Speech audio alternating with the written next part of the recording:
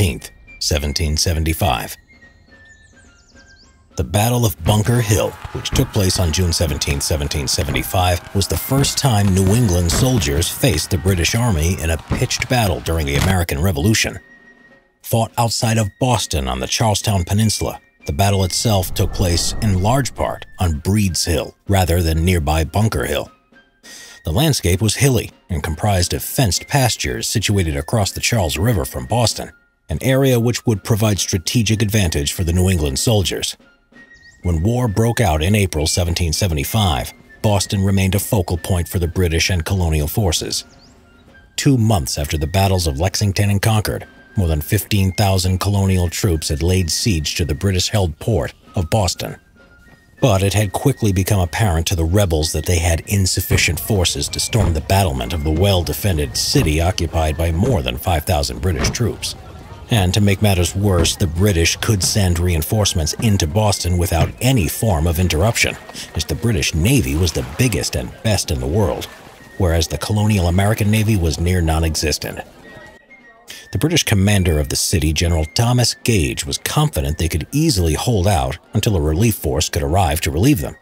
But to be vigilant, General Gage planned to occupy the hills around Boston in order to deny the rebels the opportunity to place artillery there, therefore denying the enemy the chance to bombard both the city and the harbor into submission.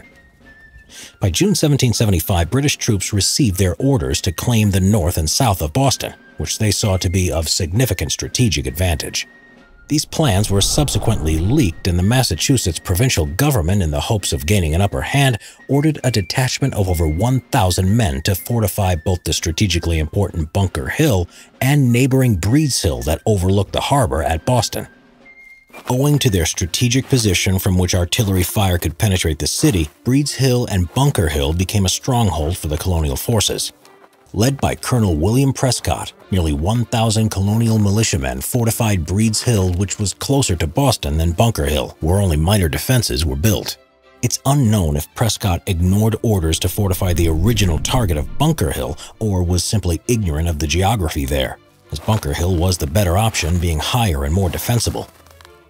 The rebels worked frantically through the night, fortifying their position, hastily constructing a small temporary earthen redoubt with 6-foot-high walls. And at the northern part of their defenses, they had even placed a stake about 100 feet in front of their line, with the orders that once any British troops moved past it, they were to open fire. With their improved position, it was the hope that the provincial forces could compel the British troops to leave and evacuate their ships. The colonists were without a real navy, and the presence of the British Navy posed a serious threat. When British Major General William Howe and Brigadier General Robert Piggott heard about the colonists' effort, they made their way toward Breed's Hill with roughly 2,300 troops. It was not until just before sunrise the next day that the British saw what was truly going on. General Gage was shocked to find a large and well-organized enemy force now controlling the high ground above Boston Harbor. Fighting was initiated by the British Royal Navy's 20-gun post-ship HMS Lively and their coastal batteries consisting of 128 guns. The first assault by the British proved unsuccessful. Despite the superior naval power of the British, most of their cannon fire fell short and was therefore largely ineffective in bombarding the colonial emplacements. It had, however, managed to scare many of Prescott's men, who fled the battlefield in fear. But soon it became apparent that the bombardment was having little effect and it was just wasting valuable ammunition. So next it was decided to quickly organize an attack on the colonist troops' position, fearing that they would place heavy cannons there anytime soon. After much deliberation on whether or not to attempt to starve out the enemy forces at Breed's and Bunker Hill by cutting them off from the mainland, British General Thomas Gage decided instead on a swift frontal attack. During this time, Prescott's men continued to fortify their position, expanding their fort and preparing for a frontal assault. At midday, led by General William Howe, British troops began to launch their assault. The attacking British forces consisted of companies of regular light infantry, grenadiers, and Royal Navy Marines. They firmly believed that they were facing ill-disciplined, irregular part-time militia, which would be no match for their professional and well-trained British troops.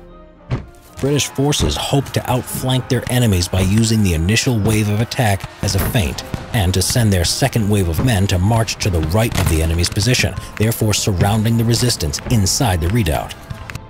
The colonial forces were outnumbered and inexperienced, but managed to deter the British forces' initial attack.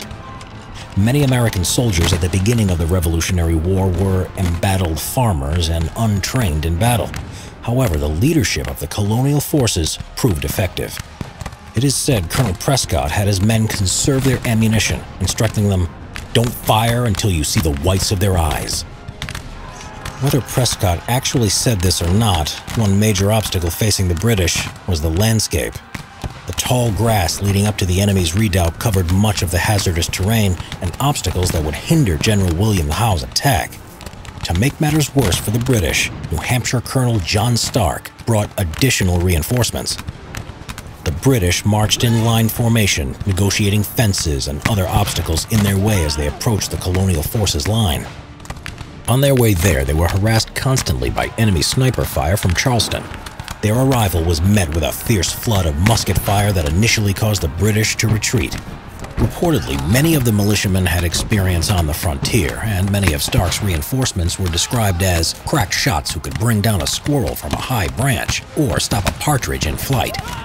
In one contemporary account, the British were described as having been mowed down as if by the sudden sweep of a scythe. The British responded to their defeat by shelling the village of Charlestown, destroying many homes. They hoped that the fire caused by this shelling might provide a smokescreen to disguise their second advance. The second assault by the British was no less successful, as British soldiers struggled to march up the hill towards the colonists' stronghold, and a light breeze had scattered their smokescreen. They were once again picked off by colonial musketeers, and the British line was broken. Despite these initial victories, the colonists lacked the initiative to restock on troops and ammunition. The British were unsure whether or not to renew their attack, afraid of another bloody defeat.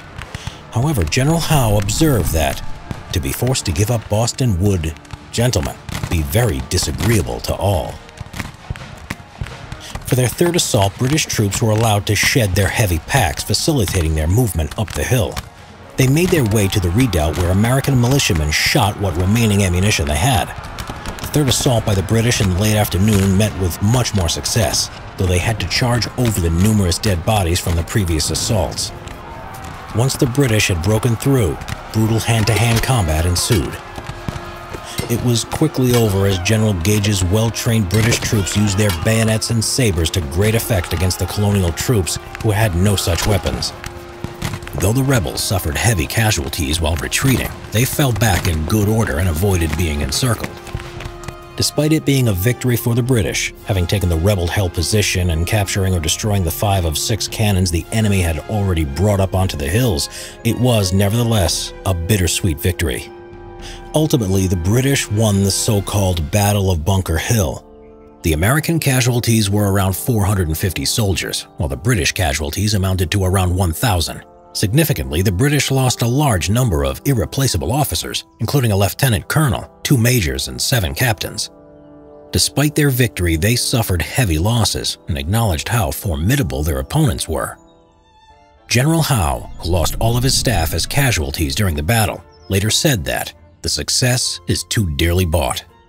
Bunker Hill, generally considered a Pyrrhic victory, an accomplishment negated by casualties and the overall toll of the battle, prompted the British to change their battle tactics.